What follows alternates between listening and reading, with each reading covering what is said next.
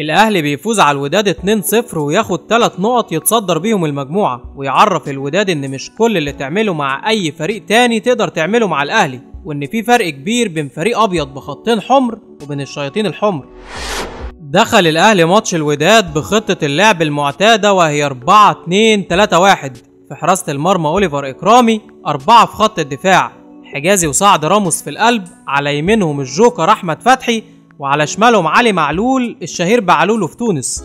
2 في وسط الملعب عمرو السولية والمسمار حسام عاشور، قدامهم 3 في القلب عبد الله السعيد، على يمينه وليد سليمان، وعلى شماله الحراق مؤمن زكريا، تحت مهاجم وحيد الثعلب أجاي.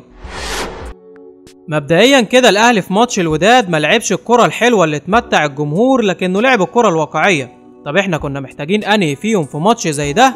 هقولك كنا محتاجين اي حاجة توصلنا في الاخر ل3 نقط، لان اي نتيجة كانت هتحصل غير الفوز كانت هتعقد المجموعة وتصعب موقفنا، وكانت هتخلي ماتشنا مع الوداد في المغرب معركة ما قدمناش فيها غير المكسب.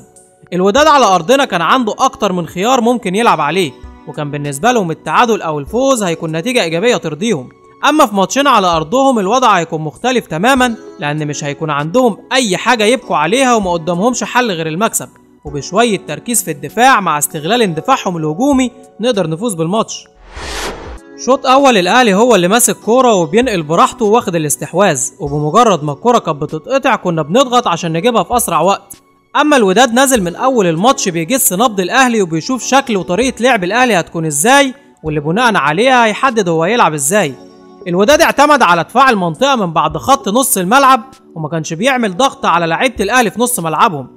اما في حالة الهجوم كانوا بيلعبوا على المرتدات عشان يستغلوا سرعات المهاجم ويليام جبور والجناح اليمين والشمال، ولان ما كانش فيه دعم للعيبة اللي كانت موجودة في التلت الهجومي عندهم، وكمان لعيبة نص ملعب الاهلي كانوا واقفين صح، نجحنا اننا نفصل خطوطهم عن بعضها، فبدأوا يعتمدوا على المهارات الفردية وما بقاش عندهم اي جماعية، وعشان كده هجماتهم ما كانتش بتكمل.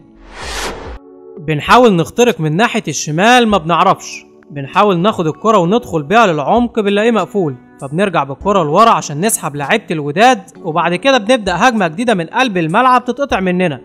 وفي اللحظة اللي لعيبة الوداد بيستعدوا للمرتدة وفاتحين دفاعهم ضغطنا وجبنا الكرة من تاني، وفي أول مرة يهرب فيها السعيد من الرقابة يعمل باص من لمسة واحدة في العمق الأجاي اللي استلم الكرة بكعبه وعمل دوران بتاع راقص باليه مش لاعب كرة قدم، وبعد كده يشوطها في الجول، ولما تترد من الحارس تلاقي مؤمن يحطها جوه الشبكة. ما اظنش ان في تنويع في اللعب احسن من كده او قصة جول افضل من كده. بعد ما جبنا الجول الاول كان واضح ان فريق الوداد بدأ ينهار نفسيا، وكان هو ده الوقت المناسب اللي نقدر نخلص فيه على الوداد وننهي الماتش. الاهلي بعد الجول كان المفروض انه يمسك كرة اكتر ويحاول يخليها معاه لاطول فترة ممكنة، وكمان يعمل ضغط اكبر عشان نخرجهم بره الماتش خالص ونحسسهم ان هدفنا مش مجرد جول، لكننا بنلعب اننا نجيب التاني والتالت. للأسف الأهلي ما استغلش الدفعة المعنوية اللي خدها من الجول، وقرر انه يحافظ على النتيجة زي ما هي ويخرج من الشوط الأول كسبان 1-0، وبدل ما ندوس عليهم أكتر اديناهم فرصة انهم ياخدوا الاستحواذ ويرجعوا للماتش من تاني. مؤمن زكريا هيفضل اللاعب العشوائي اللي ما تعرفش هو ممكن يتحرك فين أو هيعمل ايه أو هيظهر لك منين وامتى، وهي دي الميزة اللي في أوقات كتير بيعتمد عليها مؤمن من اكتر اللعيبه اللي بتتحرك من غير كرة في الملعب، وضيف لكده انه بيعمل مجهود كبير وبيأدي الواجبات الدفاعيه المطلوبه منه. اللي ناقص مؤمن هو التركيز والتدريب على انه ازاي ينهي الهجمه صح ويستغل كميه الفرص اللي بتجيله، والغريب ان مؤمن بيجيب الصعبه وبيضيع السهله.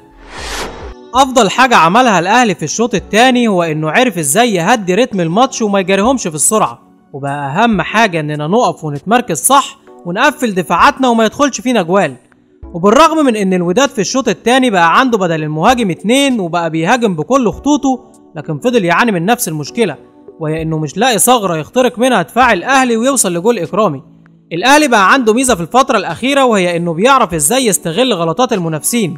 الجول الثاني هو سيناريو مكرر للجول الاول اللي جبناه في ماتش المقصه، لاعب من عندهم بيغلط وكالعاده اجاي واقف في المكان المناسب والتوقيت الصح مستني الغلطه، وبرضه كالعاده بيحطها وهو مستريح كأنه بيركن ضربة جزاء.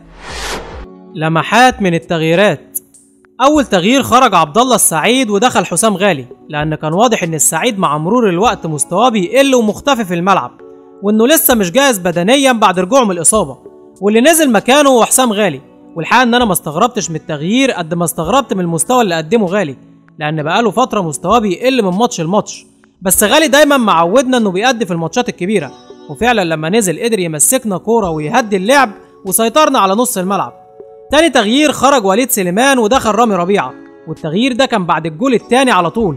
تغيير ملوش اي تفسير غير ان البدر خد من الماتش اللي هو عاوزه وقرر انه يدافع في الدقايق الباقيه من الماتش. اما التغيير الثالث خرج اجاي ودخل متعب، تغيير ولا متعب كان مصدقه ولا احنا كنا مصدقينه، وتقريبا ولا فريق الوداد كان مصدقه. لما لعب حجازي غابت اي خطوره علينا من الكرات العاليه واللي كنا بنعاني منها من بعد اصابته، وبالرغم من ان خطوره العرضيات عندهم في نفس خطوره ضربه الجزاء، لكن اي كره عاليه كنا احنا اللي بنطلع نجيبها. مش عارف ليه بقلق من اي ماتش سعد بيربط دماغه فيه، لكن سعد سمير مع الوداد عمل ماتش مفيش احسن من كده، وكأن الخبطه اللي في دماغه فوقته، وتحس انه كان حاطط ويليام جيبور في جيبه طول الماتش. رامي ربيعه لسه مرجعش لمستواه ولسه بيلعب بتهور وعلى جسم اللاعب مش على الكوره، ومحتاج يكون اهدى من كده بكتير. بعد تصريحات كولوبالي واللي قال فيها اننا كنا بنجبره على السجود وان الجهاز الفني واللعيبه كانوا بيعاملوه وحش وانه ما كانش بيعرف يوصل للاداره عشان يشتكي، حسيت ساعتها ان البيان ده عن تعذيب نادية الجندي مش عن سليماني كولوبالي، وكان ناقص يقول اننا كنا بنطفي السجاير تحت باطه. موضوع كولوبالي ما بقاش مجرد لاعب ساب النادي وهرب، ولازم الاداره تاخد كل الاجراءات لمعاقبه كولوبالي وحفظ حقوق الاهلي، وعشان يبقى عبره لاي لاعب مجرد يجيله التفكير ان يعمل زيه، سواء لاعب محترف او مصري. ده ضاع 4 ماشي 10 لا بقى دي 15 دي 10 يا حنفي. هو انت اللي بتضرب ولا انا؟ طب ايه رايك بقى دي 17؟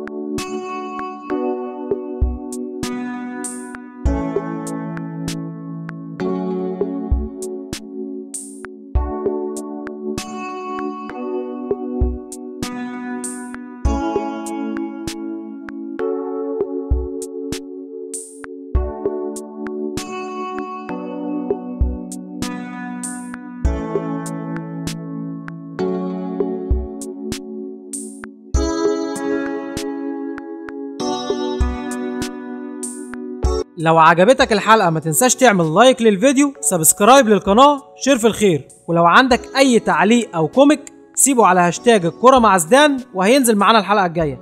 اشوفكم على خير.